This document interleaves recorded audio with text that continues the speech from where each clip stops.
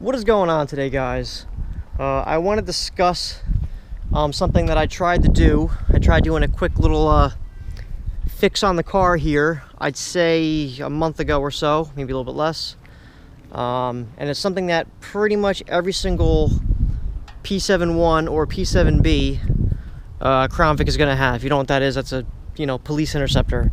Pretty much every single police interceptor Crown Vic, I guess any Crown Vic that has an oil cooler is going to have this problem.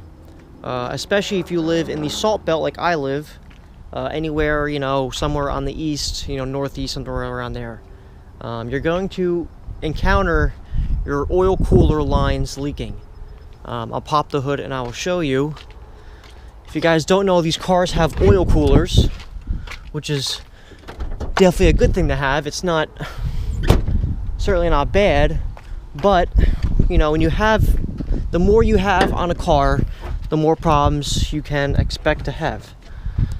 So I don't know why I just pulled that up, but if you look down there, hopefully you can see those lines right there.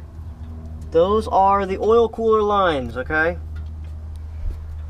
There's like a metal oil cooler. We'll crawl underneath too and I'll show you. But there's an oil cooler that helps keep the oil cooler. They are prone to leaking. As time goes on, the seals start going bad, or even the hoses can dry out. They can leak from the hose, but they start to leak. Mine is leaking, so I was like, okay, it's fine, whatever.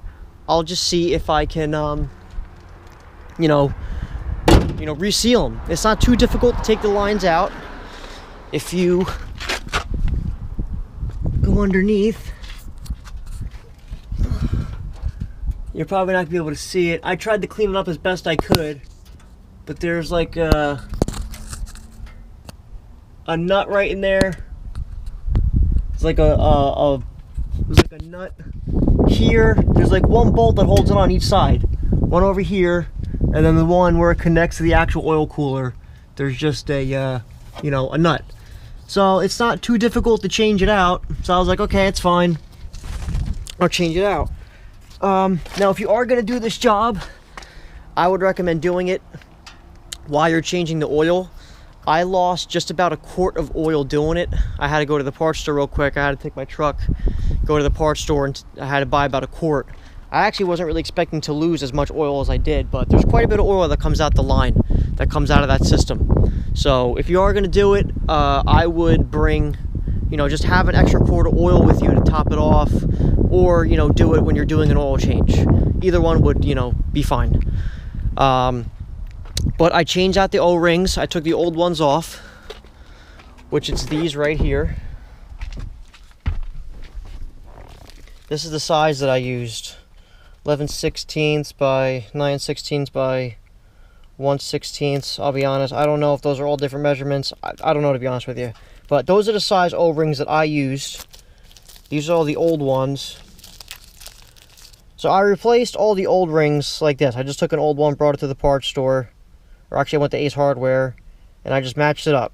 And they were like almost identical. The ones that I got were a little bit thicker, like slightly thicker. I can't explain it. They were like not as wide. They weren't as wide as these, but they were like a little bit thicker. So they sealed pretty good. When I pushed it on there to get it on, it sealed really good. It feels like it was the right O-ring size. But the problem that I had with these is it didn't work. My oil cooler is still leaking. So I don't know. If you are thinking about resealing your oil cooler, unless I did something wrong, I mean, I didn't pinch them. Everything seemed to go in pretty smooth. It was like a little tight getting it in, but you want to have some type of force. It's still leaking. So if you're thinking about changing out the O-rings, I wouldn't do it. I would just recommend just buying a new line. When I first bought the car, the oil cooler lines were leaking, and they replaced it with the Dorman oil cooler lines, and they started leaking after about a year or 2 years. So I've been dealing with this leak for 3 years now, maybe something even longer than that. It's been a while since I've been dealing with it. But I was like, you know what, I'll just replace them. But it didn't work. So I'm just making a quick little video. If you are thinking about changing the seals out in the oil cooler, I don't recommend doing it because, I don't know, I saw no benefit in it. It's still leaking. It's leaking about the same. It's not any better or worse. I checked the line to see if maybe the line had some pinholes in it or something. I really don't think it's my line. It seems like it's leaking from up top and then leaking on the bottom right where it connects. So I don't see oil running down the line or anything like that. So I don't know, just something, you know, you guys are probably going to deal with it, and I figured instead of buying a line, let me just try to reseal it. But like I said, it did not work. So if you guys replace your lines, you know, let me know what you recommend using. I was just going to get a Motorcraft line. Maybe they have thicker lines out there that are heavier duty, better seals. You know, let me know what's out there, because you know, I want to do like the little bit of things that this car needs. It still runs great, everything's fine with it, but it's to the point where there's a couple little things that need some attention, and which is fine. I mean, the thing has 150,000 miles on it, so I'm going to do the headlights eventually. I'll get to that. I'm going to do the IAC because I tried cleaning the IAC, if you don't remember, years ago, and it did not fix it. So I'm just going to get a couple parts for it and just get it where it needs to be. But that's my quick little video for today. Do not try to reseal your oil cooler lines because it's not going to work. So, alright, I'll see you in the next one. Take care.